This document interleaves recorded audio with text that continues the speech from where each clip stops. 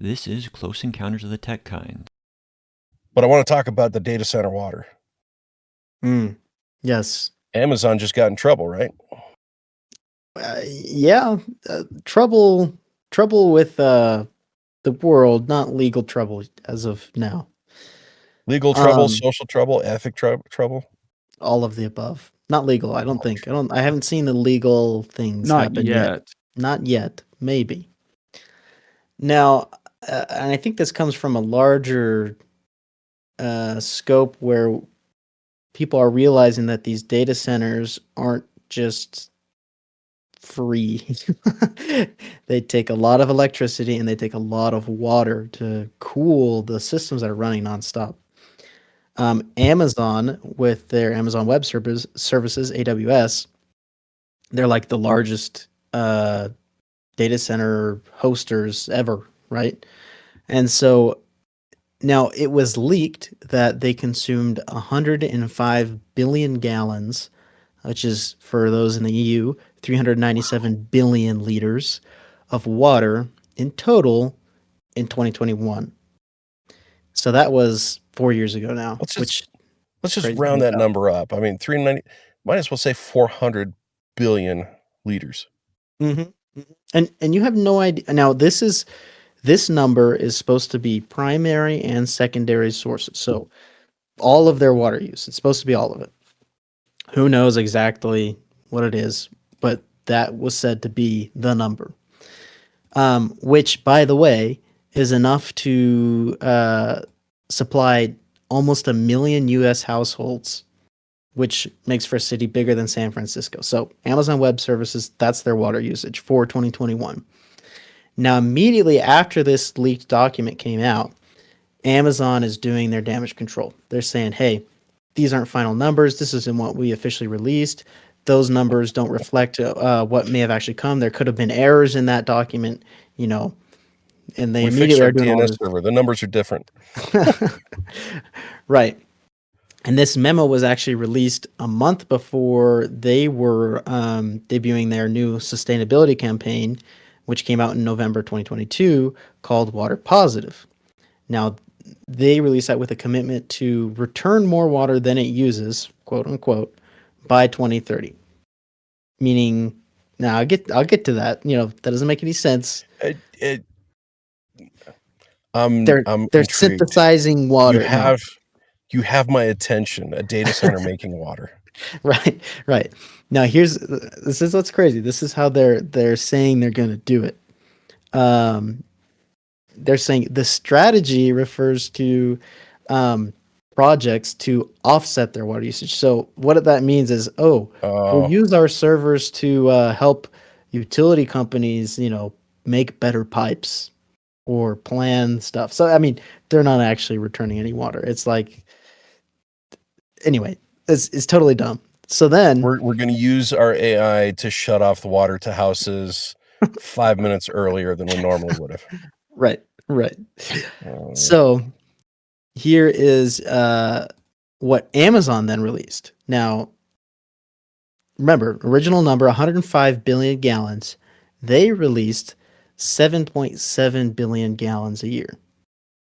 Now, that number is primary use, which I'm trying to remember exactly what that means, and I can't find it here.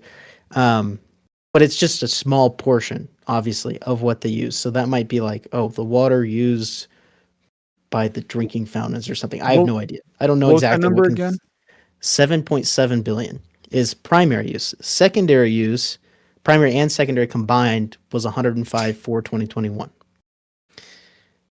And so Amazon is moving forward with this argument that we're only going to use the primary use, and we're going to cut primary use to 4.9 billion by 2030, and we're gonna return more water than we're primarily using by 2030. So that was their sustainability plan that they output after this document was released, or rather leaked. And they're sticking by, like, nope, we're going to use this number. And granted, the same type of a number that everyone else is using. Nobody's really reporting their full water usage. Now, Amazon got put into this rough situation because it was leaked. And so now we know actually or we think we know exactly how much water they used in a year, which is absurd. What was that first number again? The first one you reported? 105 billion gallons. 105 billion. So not even a tenth was reported. Makes me wonder what the secondary uses are for their water. Right. Water fountains and toilets. Which is so minimal compared to cooling a data center. I mean, You could have 100 people showering 24/7 for an entire year, and it still wouldn't use that much. is there any report on if they have systems? I imagine that a lot of it is lost to evaporation. Is there any way that they're reclaiming any of that moisture? But it's probably at a very, what's the word? There's probably a very low return on that. Yeah. Well, and so that's exactly what they said. So I found the phrase here. By the way, this is coming from The Guardian for those who want to go find the original article. Secondary use is considered all water that is used in generating the electricity to power the data center. So primary use, which is what they're reporting, is just like Cooling. the use of like the building, like the actual water pipes. Now, secondary is everything. So the water that's actually used to power the building, to do the cooling and all of that. That's secondary use. I think somebody's trying to split hairs and put things in the wrong column on that one. Because what is power? Right. Are we talking electrical generation? Are we talking watts of electricity produced? Because Amazon doesn't produce electricity. To use water to produce electricity, there's really only two things you can do with it. You can either have it gravity fed, like a hydroelectric plant, or it's being converted to steam to run some kind of a turbine. Mm-hmm. Which means you also have to have some kind of a heat source too, which that's a whole other topic. Yeah. But then if you're converting it to steam, then that means you're changing its form. It's being changed to a gas. It's evaporating into the air, unless you've got significant systems in place to try to capture that moisture and reclaim it. But even then, that's got to be quite a process and not cheap to do. Right. And Amazon's not a water plant. Right. And that's so. I mean, we can probably get close to the heart of the issue here, but I think the revolving idea is data centers using a lot more water than we thought. And so we've been misled in the value proposition for data centers. We should have an informed opinion on these things. What are the tax breaks? What are the electric impacts for us? What are the water impacts? I mean, the environmentalists should be all over this. Mm-hmm. Well, the other thing I'm not advocating for that. I'm saying we with good data comes good decisions, and we should. Well, and I would think that a lot of the concerns would be similar to the concerns that environmentalists have had about just power plants in general. Because if you're using water gets heated. If you ever wanted to have a case where they're advocating for power plants, this would be it. Like, go back to that. We want those now. Yeah, I know. It's like, yeah, what are you doing to the environment? I mean, it's all the same arguments and all the same discussions and all the same concerns that you're making a significant impact on the environment one way or the other. Do we know how much wattage or heat do they have to take care of? Do they have to dissipate? I mean, that I don't know. It's not, for that much usage of water. I mean, I just saw I'll call out the channel, Serve the Home. They were doing an ASRock rack server. Mm-hmm. It was, I think, 8 rack units. and it used 12 kilowatts of electricity. That sounds like a lot. That is a Yeah. lot. Jeez, I mean, that's if you think ridiculous. about more than 1,000 watts per rack unit, and some of these Mhm. racks are 42 racks high, 42 units high, Mhm. 50 kilowatts per rack, and you got dozens and dozens of rack per aisle and dozens of aisles per data center. Right. Mhm. And then there's the heat that they make, and then the cooling that you have to do for it. I mean, there's just so much that goes into these data centers. I And know where to cook my my turkey this question Thanksgiving. is, my question is, uh, excuse me, who's paying for it, right? That's the thing. AI is the new big thing, and everyone has that free access to use ChatGPT models or Google or whatever, you name it. Who's paying for all the processing that's going on? Right now, it's investors. But at some point, that check's going to come due. Well, I think you were telling me as well before that a lot of these data centers are getting government subsidies, right? Yes, and it or tax breaks or land easements or something. There's always an incentive that these data centers get because they're going to create jobs. And I'm all for data centers, guys, but I think they should be sold at face value. They shouldn't be oversold for what they're not. The jobs that are created in a data center are not the network architects. It's not going to be your system designers. It's going to be your people that go in and do break fix on dead hard drives, CPU fails, power rail drops off on a rack.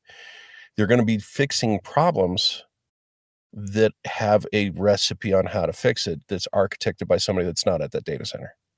And a You're handful going to of have like security 100 guards. people, security, Yeah. maintenance, and if we're talking, let's ballpark it.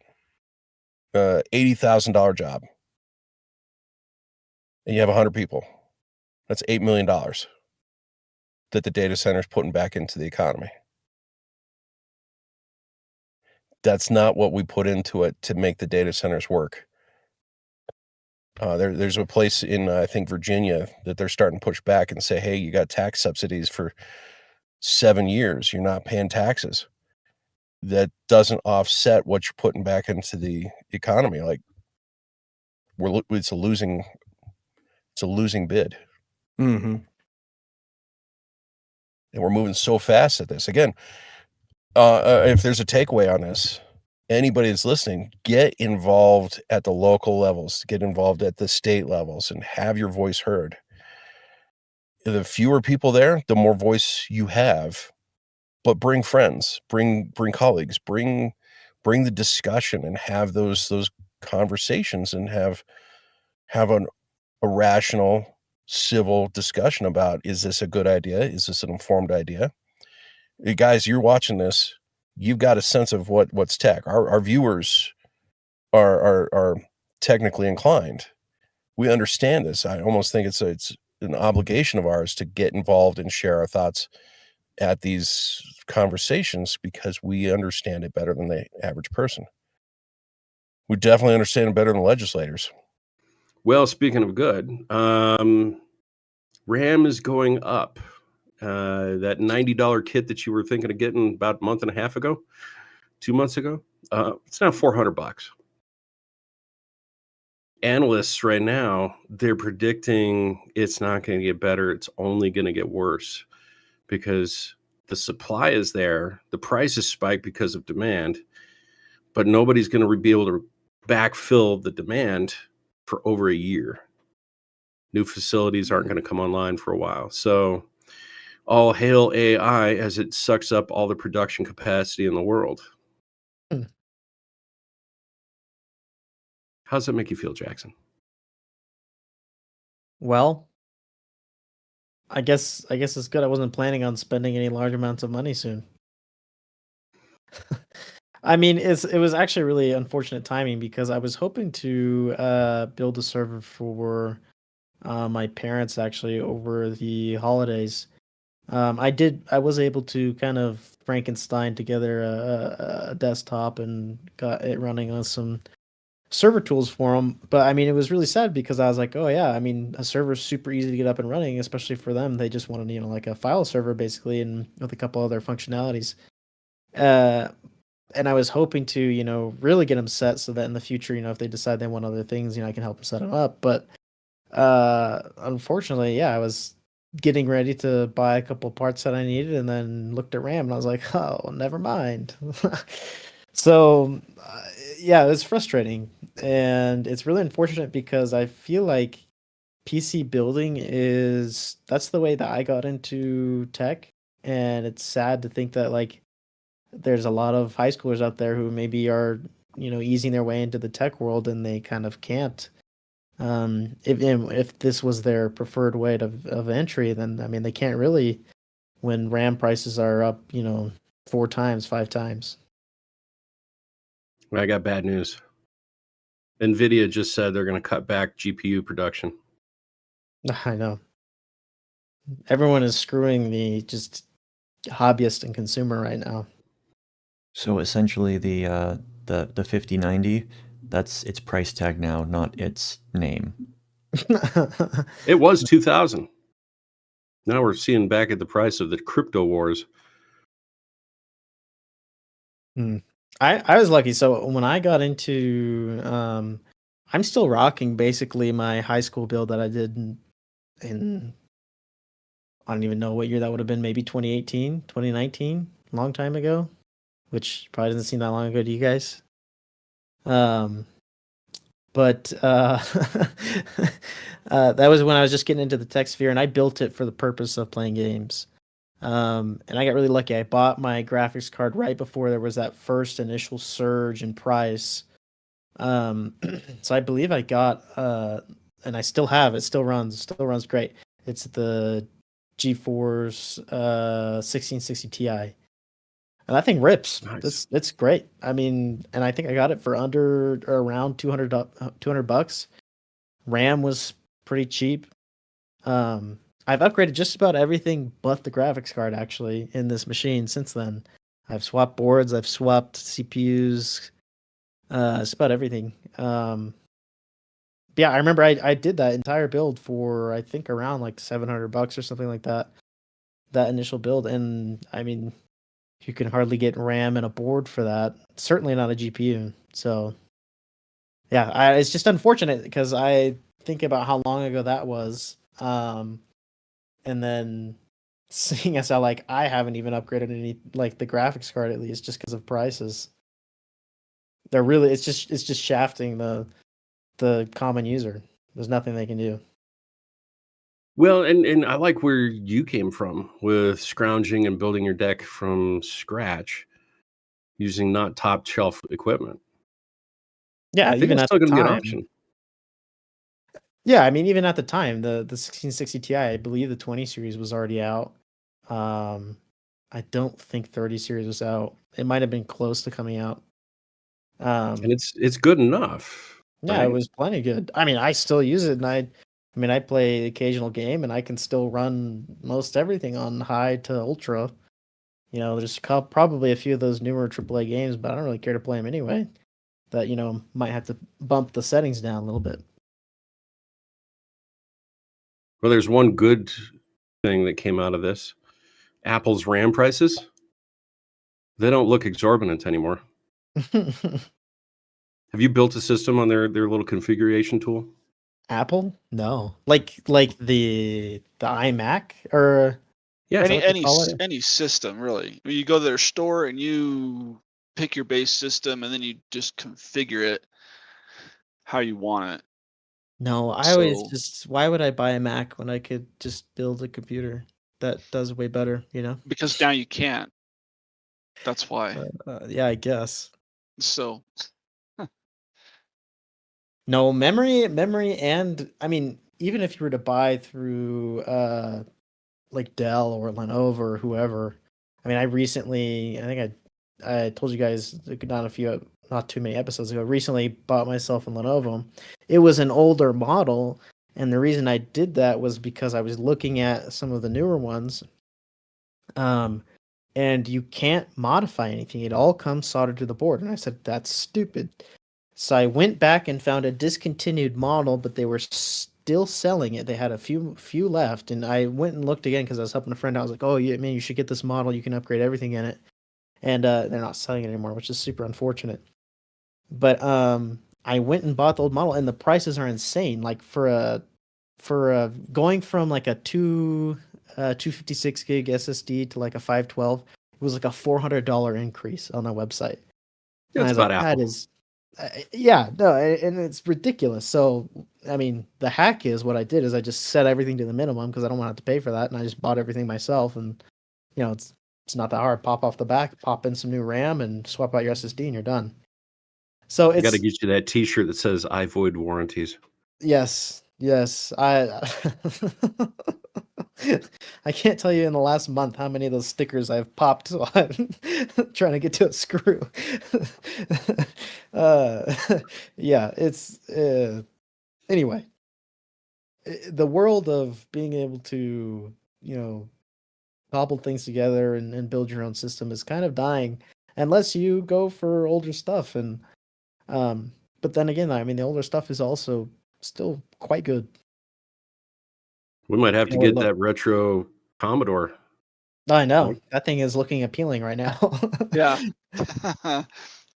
64K of RAM.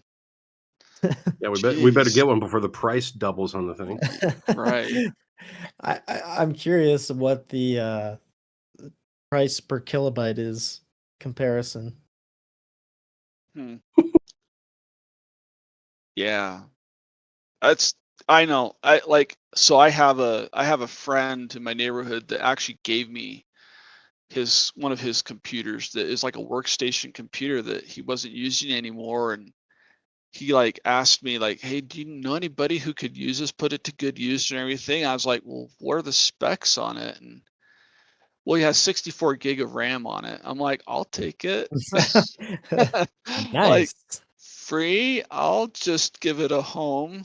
Like it's a giant tower. My wife will probably shoot me when she finds out how big this thing is, and it's like, but it's Well, got the light 64 gigabytes of RAM. Just the RAM alone is Yeah, the lights that thing dim when gets you to turn it slave on. away for you. yeah, and I'm not sure. It does have a video card in it. I'm not sure what exactly the video card is just yet. I haven't like dug in too much into it. You got to Um, bake him a batch of cookies or something because that's awesome. Oh, I've done some work for him to help him get his home network set up and everything. Okay, So yeah. It's good So I so mean, trade. it's trade. It's not it's just good a trade. It's okay. good trade. Yeah. But yeah, I mean, it's like I've always wanted to have kind of a bigger, powerful system because there's things I've wanted to do with, like file server for the house, putting some media files. We've got family photos, family videos that we want to archive and keep and Hmm. have accessible and everything like that. I just never felt like I've had the system that could, handle all that. And now it's like, hey, this would be perfect for a lot of things I want to do. And so I jumped on it. And it's like, well, that saves me having to buy a bunch of RAM at least, for it. And I've got a couple of other systems too that's like, with everything all said and done, I can cobble something together that will, suit my needs.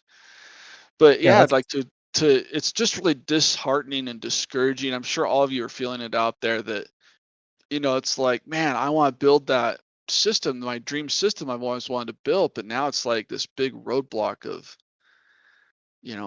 how do I overcome the RAM? Do I go for an older system, use older RAM, go to the local thrift store, and pillage it for all the Oh, they're all computers that are stripped. there and strip the RAM out of that? Like, No, you no know, thrift stores and pawn shops. yeah. Once RAM started going up, all the should we say enthusiasts went out there and acquired everything they could get their hands on. hmm I should check the pawn shops around here to see what's there. But I don't doubt. I support you Yeah. in that choice. Mhm. It'd be a good decision.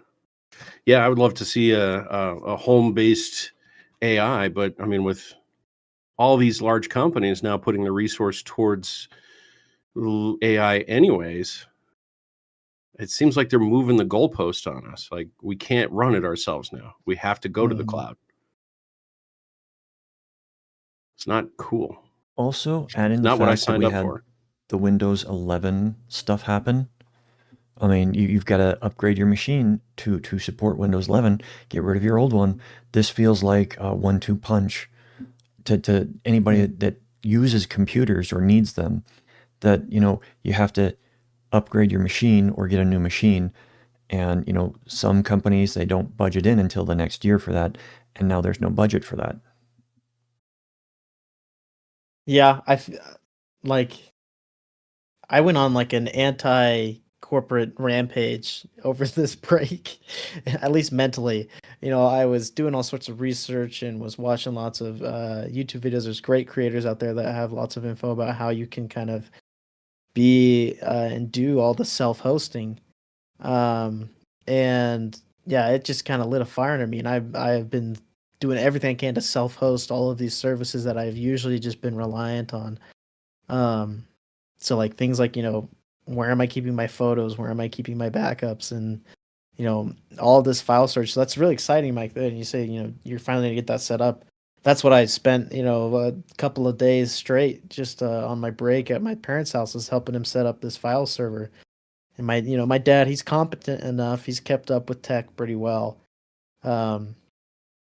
And so, he doesn't know all the ins and outs, but I mean, he knows, and he knows what it's supposed to do and what it's supposed to work. And so getting that set up for him and getting him off of a lot of these corporate services was just, I think, a huge relief for him, and he loves it. He loves being able to have his own file server that he can now access from anywhere securely, and transferring files between computers. I mean, it's just it's a dream for him now. And so I think this whole movement is pushing people to really do this. I mean, it's pushed me to be adamant that I'm not, I'm sick of paying for, or at least using and getting scraped my data, or having my data get scraped by all these AIs, just because I need to use their file storage, So anyway, there's my rant about my rave that I went on this last month. Ranting and raving. I tell you, it's an interesting time we live in, because you've got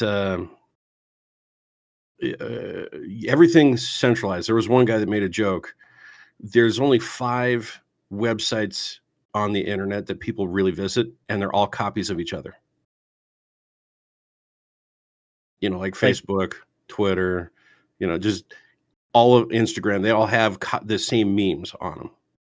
Yeah. Like, you go there, the same content's available. But I'm watching they call it splinternet, or let's say it's the internet's fractioning. We've got geopolitical issues in the world. Countries don't trust each other, right or wrong. That's just the way it is. And they're all coming up with their own version of the internet. I don't know if that's a good thing.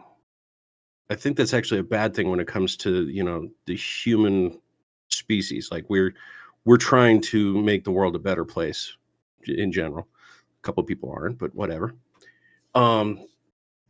So if we've got a decentralization of corporate resources, like we start doing it ourselves, I think that's a good thing. Because imagine you hack into somebody's, you hack into Google. You get access to all of Google's resources. Now you've got everybody's information. But if it's all decentralized, it would take you more time to hack into all those. Yeah, and you can also think of it this way, though. If we advocate for a decentralized network, kind of like that, it's hard to hack into Google because that's Google's job. They do that 24/7, is keeping up with the security and that. Now, that's not to say that they're impenetrable. That's obviously not the case. But I worry that once you decentralize, and a lot of these tools are easy to set up, but it's also very easy to expose yourself if you don't know what you're doing. So I'm all in favor, as long as the education keeps up with it. As long as people are still learning, hey, this is how the internet works, and so you need to be cautious in these ways. If we can do that, I am all in favor of of telling everybody, yeah, just go and do it yourself if you can. But I mean, they have to make sure they know what's going on, or I think it can come back and actually bite them in the butt. Mm-hmm. Yeah, it's an interesting time we live in. The world is evolving to something.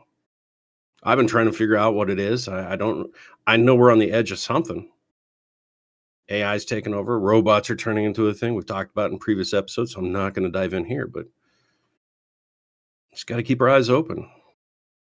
Subscribe, anybody that's listening to this. Subscribe. We're going to keep talking about how to look for and where the trends are taking us and where life is going to be in the next few years. So I'd love to be ahead of the curve instead of just reacting to the changes. If I had known about RAM, oh my, I would have bought some RAM. I'd be Put it next to swinging my gold bars and Bitcoins. Of course, you need gold bars and Bitcoins to. I didn't predict those either, so I don't have that. Microsoft is rolling back their AI plans. Yay. So Really? now, I haven't read this direct from the Microsoft website.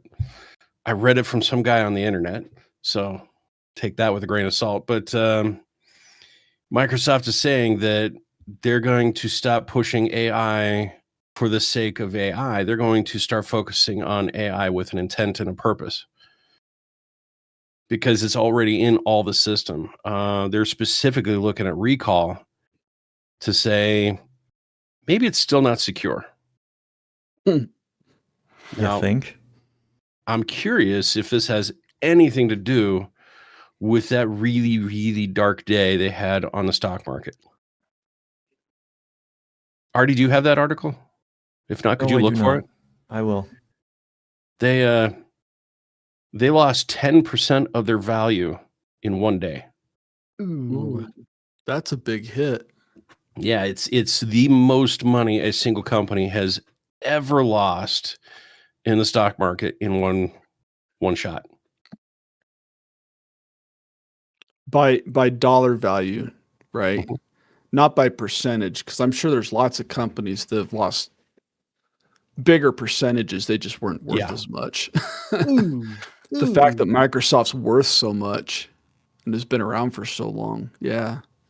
Yeah, they I only think have it would like also 81. be a qualifier for a single company, not or market-wide drop. Right. Yeah. Right. They only made $81 billion this year. Darn it. Yeah, they have just been on the fall the last 6+ months. A little bit of pain. Yeah. So tell me, Jackson, was AI a good move? Maybe. Looking at this chart here, no. We started talking AI, price went down. We started implementing AI, price went down. We told everybody you're going to have no choice but to have an agentic operating system. There's no correlation here. I'm gonna jump in with something. I've been watching the monthly numbers from the site that reports the usage of systems. Linux is almost at 2% now of adoption. And 2 months ago, it was at 1.39, I believe. You know, and that sounds like a small number, and realistically it is. But that 2% represents your diehard us, right? People like you, people like me, people watching this podcast, we really have an understanding of tech to a level that we can see what's coming. We're watching Microsoft make decision after decision, and we're starting to train on the competition.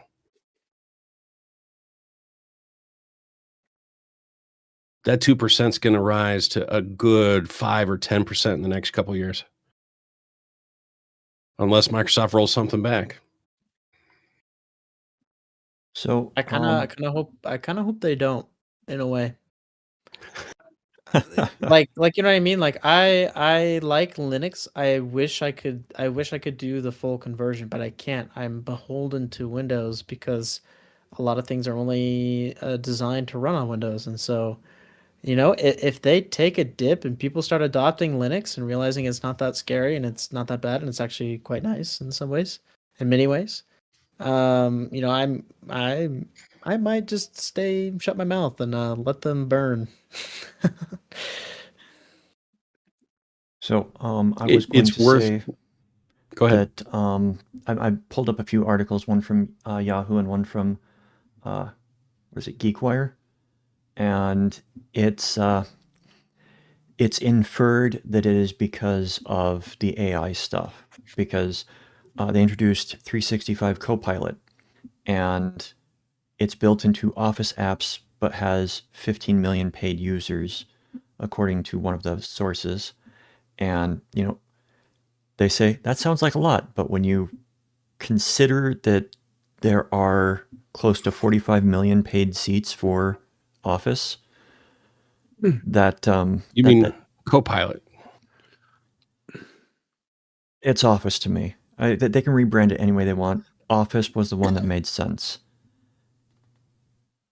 But that's the thing, though. That's the whole point. Is they are doing this rebranding and they're forcing on these tools that people aren't really using and don't really care to use. And who knows, when companies report these numbers saying like, oh yeah, we have 15 million users, like when they bundle subscriptions in with like everything, who knows if people are actually buying it for the Copilot? They might just be trying to use their Office suite.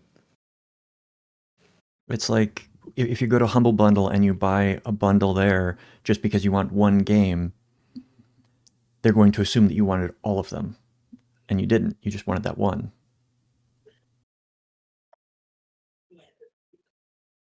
Yeah, that's going to be the big challenge is where do they go from here? Because they've doubled down multiple times on Recall and Copilot and putting it everywhere inside your system. How do you backtrack that and still hold the confidence of your investors when, Jackson, like you say, it's been a 6-month slide down? Well, Do you invest in more data centers? Do you invest in power plants to run those data centers? I'm hearing a huge pause on the horizon. It's possible that they're going to reinvest in their data centers because they are saying that in the last year, the Azure cloud has expanded in user base. So it now has close to 40% of the marketplace instead of a couple points shy of 40. It's because Amazon's been making some bad moves. Probably. I think, my personal opinion, they've all been making bad moves and claiming that they're good just to appease their investors. And yeah, I can go more into that, but I think that's for a different podcast. Microsoft, if they want to appease investors and their customers, the thing that's going to appease the investors more, I think, is going to be showing them that there are more people actively investing their money and buying Microsoft products, like getting subscriptions to all these things. And you've had people in the past year canceling their subscriptions to 365 because they don't want the AI assistant in there. You've had people that are changing their operating system away from Windows. They're either going to Mac or they're going to Linux or there are minor ones out there that, yeah, anyways. So if they want to appease their investors, they need to show them that they are actually doing things that people are investing in, that people are buying, not investing in. And well, speculating what investors are looking for is what they've hired so many executives and what the board is in charge of doing. Yeah. They guessed wrong.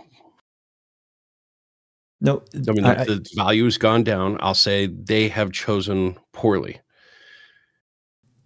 I'm It's up going to to them to push figure out back what's on behind. that. they did what the investors wanted, but the investors didn't want something that would actually benefit the company.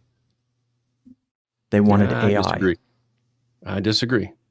AI was a big buzzword like crypto or Yeah. And the investors were pushing for it, and that this is across the board with tech companies.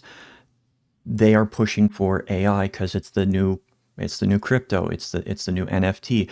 It is the thing that is popular and they think will make money. It's not doing that, so they are demanding different things now.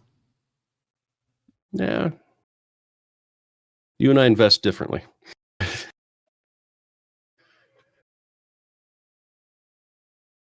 I always look at the track performance and the where they go and where they've been, that kind of thing.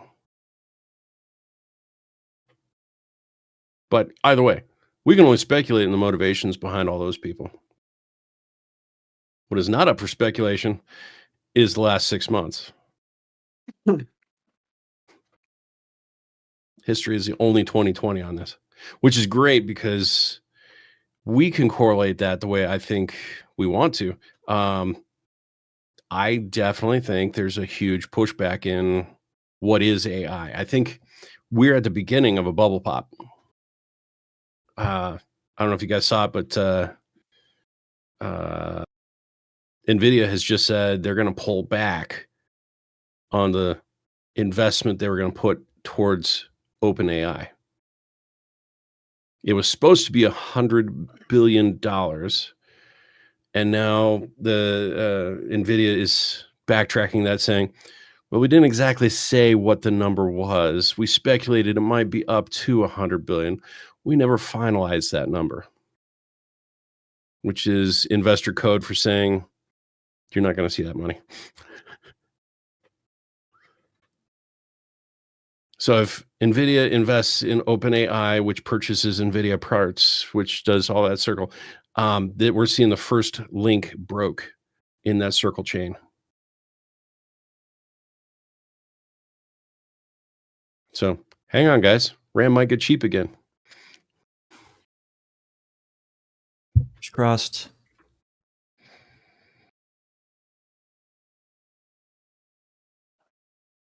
So in related news, another company that has decided to at least alter their plans for use of AI was Mozilla. They came out and said that in upcoming Firefox iterations, they're actually putting the AI controls into the panel. And I use Firefox, and it's already in there. I mean, the AI components are active in Firefox right now, but to disable them, you need to go into the about config, and most users don't even know about the about config. So I love the warning yeah, that shows up when you do.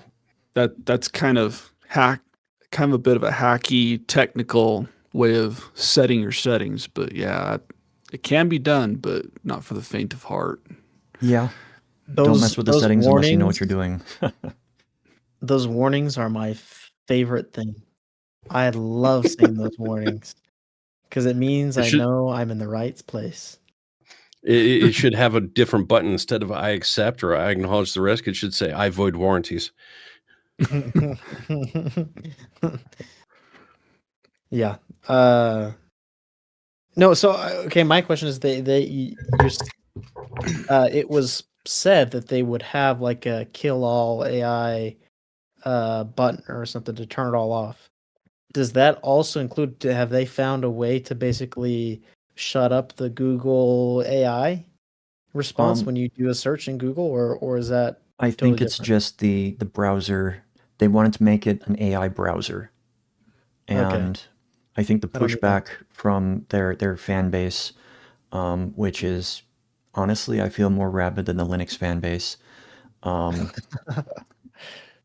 think they took that into account, and they were also looking at the instances in the past few months of the AI browsers that are already out there, compromising people in so many different ways. Right now, it is extremely easy for certain AI browsers to be hijacked by prompt injection. Mm-hmm.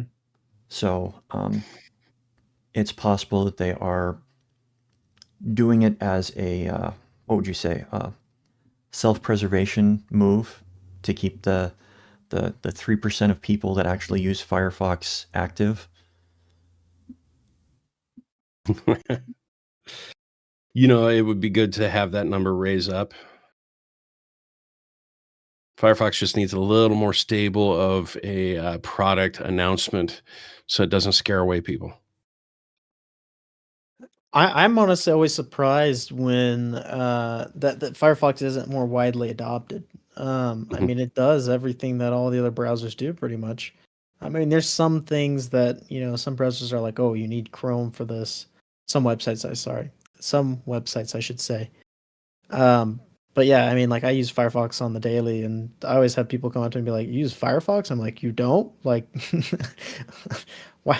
I mean, I have Chrome, but I don't use it for everything. I use it only when I have to.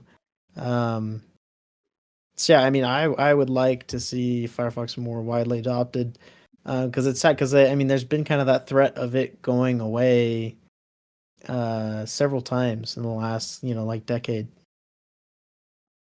Something that I find interesting about the usage of Firefox versus Chrome, Firefox is more privacy oriented, and the AI aspect that they were talking about putting in, AI is by its nature not privacy oriented, especially when they are attempting to do agentic type of thinking for an AI browser. Just watch, we get dinged for that jingle. It's possible. But when it comes to using Chrome, I am really surprised that Chrome has such a wide adoption, because it is extremely invasive into everything that it is. I am not being hyperbolic. It is designed to harvest data for Google. Even if you turn off all of the functions that are in there, it is still communicating with Google. It's just Also, the nature of the design. you could think of it as, especially with the price of RAM these days, it is the most expensive browser on the planet.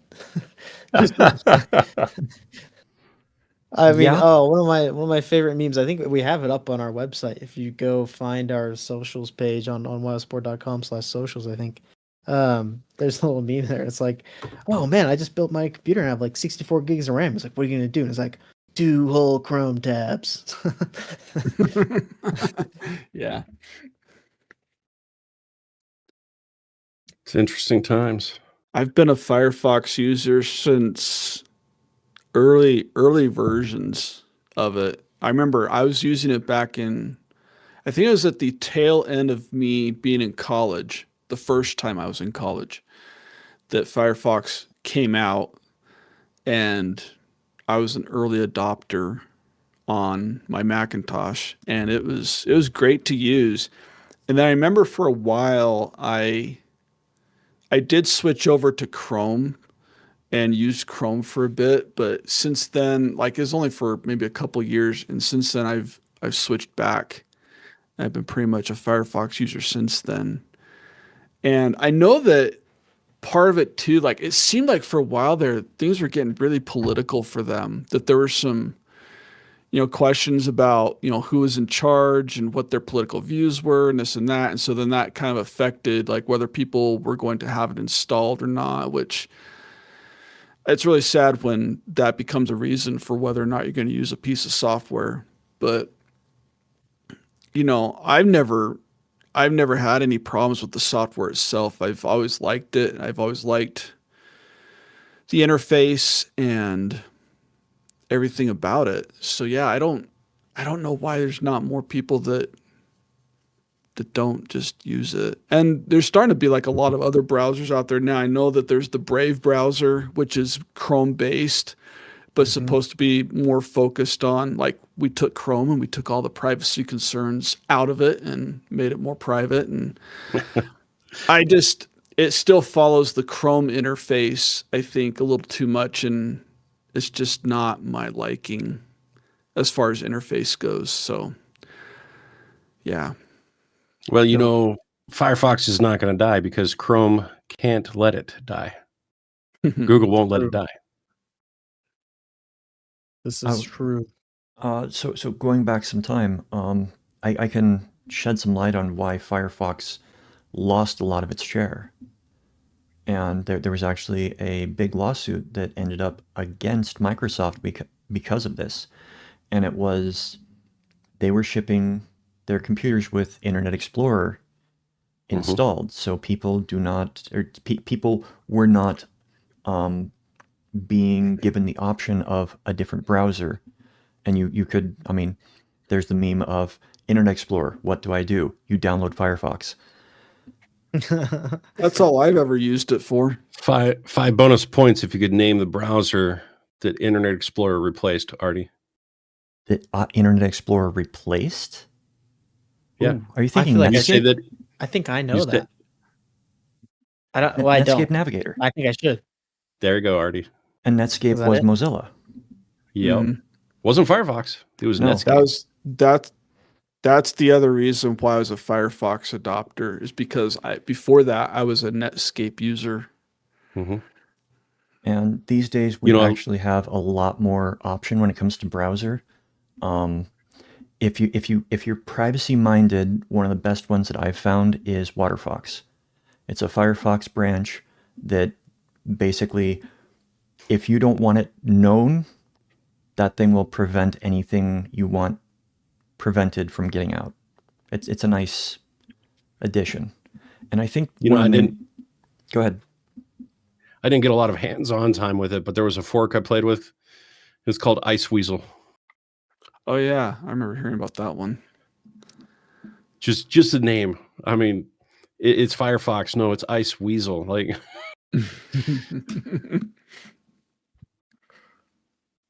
I think one of the main issues that they come up with people wanting to choose a different browser and why Microsoft even adopted the Chromium Core for their browser is the extensions. The extension landscape is so wide and varied that if you don't use a browser that can easily adopt one of those extensions, it's going to not be adopted very well. People are going to want to have, oh, well, I had this when I was running on Chrome. Why can't I get it now? It made my browsing so much better. Mm-hmm. Yeah, Oh, and by the I always hold turn the off all your word- extensions. Yeah, I was gonna say, I feel like extensions are also kind of sketchy a lot of the times. Yeah, Unless a lot of them are, especially if you paid attention to the news in the last 2 weeks. Yeah, I feel like Good they're stuff. they're just like a smaller. I mean, I don't know necessarily how to describe it, but they have such a small sphere in like the tech world that I think they get overlooked a lot. And there's plenty of security concerns with extensions. I mean, I only have like 2 or 3 that I use at most, and they're all privacy centered extensions. Like uBlock and things like that. Yeah, like blocking extensions. One of them's a password manager, which is its own thing, but I trust it, so and I keep up with it. And and my other one's a color picker. Can't tell you how often I have to use that thing. Quality of life extensions are one of the best ones out there, but it's also one of the ones that gets hijacked a lot as well. Just for the users out there, if you're looking for something to make things look nicer, there's a good chance that unless it's highly rated and vetted, try to find one that is highly rated and vetted. You don't want to compromise your machine. Well, I gotta shift gears on this. Go ahead, Mike. Mine are all developer extensions, which on that note, I actually used the Firefox Developer Edition. And that's nice because one, it installs as a separate program. So you can have Firefox and then the Developer Edition can have its own profile and not mess up your standard daily driver profile. And two, it just the tools, the base set of tools are enough for what I need, inspecting, like, and even in just regular Firefox, it already does a lot of that. You can inspect the code, you can inspect CSS, you can even run a JavaScript console and look at other things. But I don't for school, when I was doing online school a little bit ago, they had us install some developer plugins that are available for both Chrome and for Firefox. And I found myself using maybe one tool out of that tool set ever, because the base stuff that was in the browser it already does what I needed to do. So I didn't have to worry about, third-party extensions taking over my system as much. Mm-hmm.